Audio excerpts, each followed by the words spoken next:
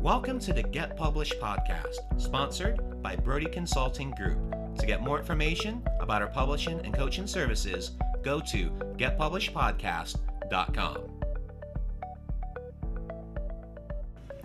Hello, I am Paul Brody, and thank you for joining us for another episode of the Get Published podcast, where we help authors get published with a proven system that works. Today, we're being joined by Mitra Mostofi, author of This Was No Coincidence. Mitra, welcome to the show. Thank you for having me. Are you ready to get started? Yes. All right, question number one. What is the one piece of advice that you would give to a first-time author who is currently writing their book?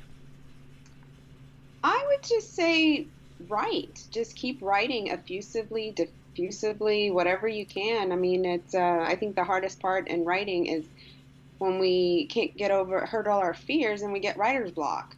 But if you can just write without, just imagine nobody's going to be reading your book. And so that way you can just let go and keep writing. Of course, the publishing phase is a whole different beast in itself. But as far as the writing goes, I think the hardest part for many aspiring writers is they just won't start.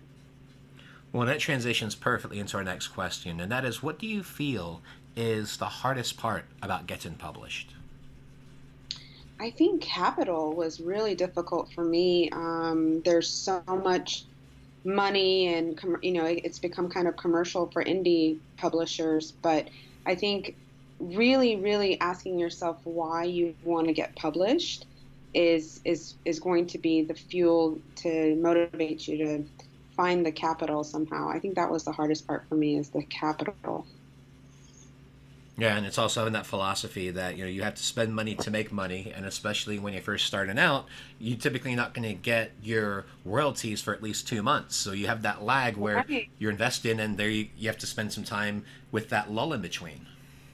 Right, and if you don't break even, your next question is, do I continue or, do I just give up? So that if you answered the question originally, why am I wanting to get published, then that answer, I believe, will carry you through. Yeah, absolutely. I was in a similar boat three years ago when I was starting with my first book. And at the time, I was just finishing up the school year, and I had my money wrapped up in a few different projects. So I actually borrowed $2,000 from my dad just so I could get this whole publishing journey started. And fortunately, we were able to capitalize on that. We had a great launch. We invested properly into the marketing, and I was able to pay him back within a few months. But yeah, you definitely have to have some money set aside to get going, because those royalties are going to take at least 2 months to kick in. Typically, if you're going to go with just the Kindle version, it's at least 2 months. If you have the paperback version, you typically have about a 1 month lull. But yeah, especially when you're first starting out, there is that time in between where you do have to have some funds together. Right. Well, there are some other options as far as I think Amazon has CreateSpace, but you still would need some kind of software to do the layout and everything, the galley. So yeah, I mean, there's always a bunch of different processes involved with it, but it definitely does help me. The greatest lesson I learned on my first launch was to make sure that I had that book available in at least Kindle and paperback, because I definitely left a lot of money on the table because I launched that first book and it was just a Kindle version. I know I left quite a lot of money on the side, and that's one thing I always tell my clients now is, at minimum, have that book available in Kindle and paperback. And if you can have it in audiobook as well, that's perfect, but at least getting started out, you always want to have at least Kindle and paperback to get going. I agree with you. I concur, because I think right now there's two types of readers out there. One, the Kindle, and the other is the paperback. So that's definitely good advice. Well, let's talk a little bit about marketing. So please share a marketing strategy that you have used in your book launch that worked well.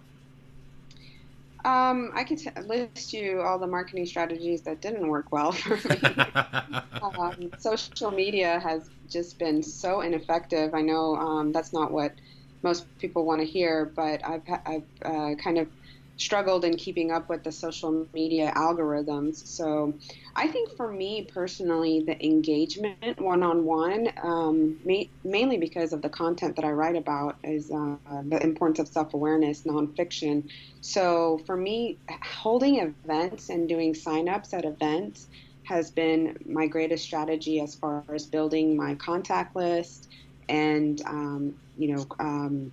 word of mouth through my contact list for future updates, future events. So it's really about engagement for me. It's not so much about, just making that transaction. I have sold from social media, but, for me, it's more important to build those relationships with my audience. Yeah, and one tactic that I've learned in regards to utilizing social media, one of the best strategies with Instagram and Facebook too, is actually messaging people directly. Right. And it's it's a lot more Exactly. effort, but that's how you're going to build those relationships. Right. And I mean, and that's how effective this conversation started out to be because you reached out to me through LinkedIn. I mean, that's you use the platform for what it's made for. So I appreciate that. Well, it's essentially this modern networking. You're just taking some of those principles that you learn locally and then transitioning those into social media because those strategies do work well. But you're right, you have to make a connection, and it can't Right. always be about pitching. It's got to be the benefit for the other person. So it's like, A this is why win-win. you want to read the book. This is why you want to learn more about it because they want to know what's in it for them. Right. So yeah, that's probably the biggest thing I've learned just with social media is that you have to make those personal connections and actually reach out. I mean, when we did the first launch for Eat Less and Move More, which was my first book, I probably reached out to close to 100 to 120 people via social media, and I messaged every single one of them. The end result was probably about 15 book reviews, which wasn't a huge amount, but we still had those 15 reviews to be able to get started. And those people also bought copies of the book. So it's one of those things where you do have to put the sweat equity into it, and you might not get a huge return, but you will get some return, and that's going to help you, especially with it being your first launch. Right. Right. I mean, it's so far to the extent that, when people post happy birthday on social media, I actually go through each one and comment so that I can carry on the conversation, engage with my audience. I don't want to just click like, I really want to be active. Well, and even with LinkedIn, you get notifications when it's someone's birthday, and all you have to do is click a little button that says happy birthday, and then maybe personalize it and send it. And people always appreciate that. Right, right. It's just those little touches. Well, let's talk about your favorite book. So, what is your favorite book, and what was the number one thing that you learned from it? When I listened to your first introductory podcast and you said your favorite book was Last Lecture, I was pleased to hear that because I actually wrote about the last lecture in my first book. That book really influenced my take on, what is it to leave a legacy? So I really appreciated that book. But I think for me, the most important books in the past year, especially post-publishing, was Daring Greatly by Brene Brown. Because I experienced, as maybe some of your previous interviews and your authors have experienced, is that after publishing, there's this thing called post-publishing depression.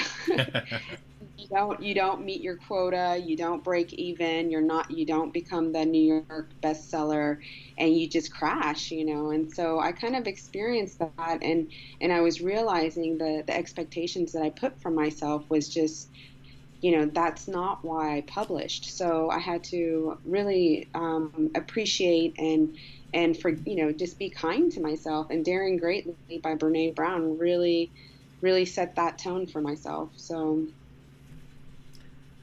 And for a final question, what is your favorite quote and why? I would have to say my own quote because I actually my second book is a book of life adages that I wrote. Some people say I speak in bumper stickers, so I created several writing prompts that comes out as a quote. And my favorite one has been, "Life is not a test for who can live the longest. It's a test to see who can truly live." So that's resonated with me a lot because I am definitely considered a thriver. I like that. It's your own quote, and it's a good one. Well, Mitra, I want to thank you for being a guest on the show. What is the best way for people to find you online? Well, I do have my own website, mitraship.com, mitraship.com. It's the starship taking us from hardship to friendship. I was inspired by Star Trek on that one. And I'm on social media, Mitra Mostofi. You can find me anywhere on Twitter, and Instagram, Goodreads, Facebook. Well, Mitra, I want to thank you once again for being on the show, and I wish you all the best in your author journey ahead. Thank you so much, Paul. Thanks again for joining us today. To learn more about how to get your book published with a proven system that works, grab a free copy of my book at getpublishedpodcast.com.